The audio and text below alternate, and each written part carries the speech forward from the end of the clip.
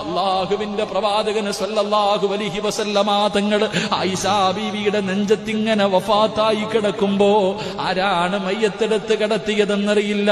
പടച്ചവനെ ആയിഷാ ബീവിക്ക് ബോധം വന്നു നോക്കുമ്പോ റസൂലുള്ളാഹിനെ കുളിപ്പിച്ച് കിടത്തിയിരിക്കുകയാ. റസൂലുള്ളാഹി തങ്ങളെ കുളിപ്പിച്ച് കിടത്തിയിരിക്കുകയാ. ആരാ കുളിപ്പിച്ചത്? എന്റെ പ്രിയപ്പെട്ടവരെ, ജിബ്രീൽ അലൈഹിസ്സലാം, മീകായിൽ അലൈഹിസ്സലാം. ഈ രണ്ട് മലക്കുകളും മുത്തുനബിയുടെ ശരീരം എടുത്തുകൊണ്ടുവന്ന് നേരെ കിടത്തുകയാണ്. ഫാത്തിമ ബീവി പറയുന്നു ഞാനല്ല കിടത്തിയത്. ആയിഷാ ബീവി പറയുന്നു എനിക്കറിയില്ല. മലക്കുകൾ എടുത്തുകൊണ്ടുവന്ന് കിടത്തുകയാണ്. സുബ്ഹാനല്ലാഹ്. മുത്തുനബിയുടെ വീടിന്റെ അകത്തിരുന്നൊരു നിലവിളിയാണ്. റസൂലുള്ളാഹി തങ്ങളുടെ വീടിന്റെ അകത്ത് നിന്ന് നിലവിളി കേൾക്കുമ്പോ മദീന തേങ്ങുകയാണ്. കേട്ടവർ കരയുകയാണ്. അല്ലാഹുവിന്റെ പ്രവാചകന് വഫാത്ത എന്ന വാർത്തയുണ്ടല്ലോ, കാട്ടുതീ പോലെ പടരുമ്പോ അല്ലാഹുവേ, മഹാനായ സയ്യിദുനാ ഉസ്മാൻ ഇബ്നു അഫ്ഫാൻ റളിയല്ലാഹു തആല അൻഹു പിടഞ്ഞു വീണുപോയി. അല്ലാഹുവിന്റെ റസൂൽ വഫാത്ത എന്ന് പറയുമ്പോ ഉസ്മാൻ തങ്ങൾ പിടഞ്ഞു വീഴുകയാ. അലിയാർ തങ്ങൾ നാവ് പൊങ്ങുന്നില്ല. അലിയാർ തങ്ങളുടെ നാവ് പൊങ്ങുന്നില്ല.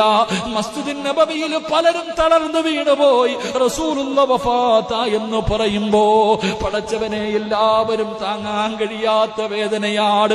പലരുടെയും നാവ് പൊങ്ങുന്നില്ല, പലരും സംസാരിക്കുന്നില്ല. പടച്ചവനെ, മസ്ജിദുൻ നബവിയിലേക്ക് എല്ലാവരും ഓടുകയാണ്. മുത്തുനബിയുടെ വീട്ടിലേക്ക് ഓടുകയാണ്. ആരോ പറഞ്ഞു അല്ലാഹുവിന്റെ റസൂൽ വഫാത്ത എന്ന്. മഹാനായ സയ്യിദുനാ ഉമർ ഇബ്നുൽ ഖത്താബ് റളിയല്ലാഹു തആല അൻഹു. എന്റെ പ്രിയപ്പെട്ടവരെ, ചരിത്രം പറയുകയാണ്. മഹാനായ ഉസ്മാൻ തങ്ങൾ രണ്ട് സ്വഹാബികളുടെ തോളിൽ ഇങ്ങനെ പിടിച്ചിട്ട് കാലിടച്ചുകൊണ്ടാണ് മുത്തുനബിയുടെ വീട്ടിലേക്ക് വരുന്നത്. അലിയാർ തങ്ങൾ മിണ്ടുന്നു. സ്വഹാബത്ത് മുഴുവനും കരച്ചലാണ്. ഒരു മനുഷ്യനും പരസ്പരം സംസാരിക്കുന്നില്ല. ആ സമയത്താണ് ഉമർ വരുന്നത്. മഹാനായ സയ്യിദുനാ ഉമർ ഇബ്നുൽ ഖത്താബ് റളിയല്ലാഹു തആല അൻഹു ഊരിപ്പിടിച്ച വാളുമായി കടന്നു വരികയാ.